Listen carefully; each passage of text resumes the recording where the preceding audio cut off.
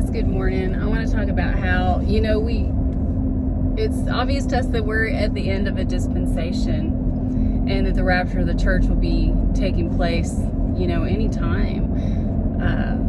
And there is an apostasy, there is a bundling of tares that happens at the time of when a dispensation ends, just like when the branch of national Israel was cut off.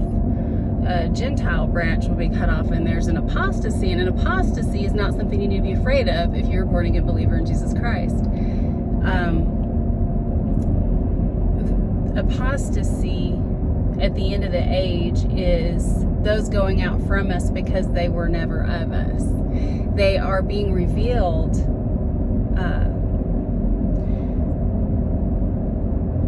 and Jesus came and spoke hard, straight truths, and it offended people, and he even tried to offend some of them on purpose just to go ahead and show them their hearts and show what they really believed, because they had a cloak. He said if I didn't come, they'd have no, and speak to them, they'd have no cloak.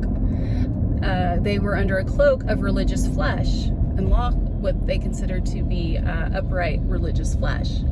And there's a lot of people same way in the church here. We're right at the end, and the Lord has raised up people to speak the truth boldly and apologetically, and people get offended and they leave. And it's because they didn't believe those things in the first place. They pretended to believe them. They were wanted to be perceived as believing them, but they were really just, under a cloak of their religious flesh. And when they get offended at the truth and they go out because it offends them, that is the bundling of the tares, and you can see it happen.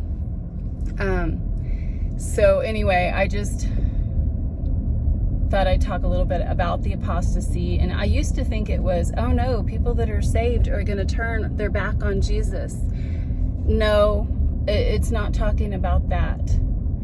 And, there's people that did that in the book of Galatians were Galatianized, but they were still saved. And it was about being cut off, going back, beginning in the spirit, but trying to be perfect in the flesh was like being cut off from the supply of Christ as your source of nourishment in your life, because you're not walking by the spirit anymore, you're walking by the flesh, and you think you're pleasing God by doing that. That cuts off your supply, the supply of the spirit, but the spirit is still in you, and you're still sealed, and you're still saved, and accepted in the beloved, and eternally secure, and all of those things.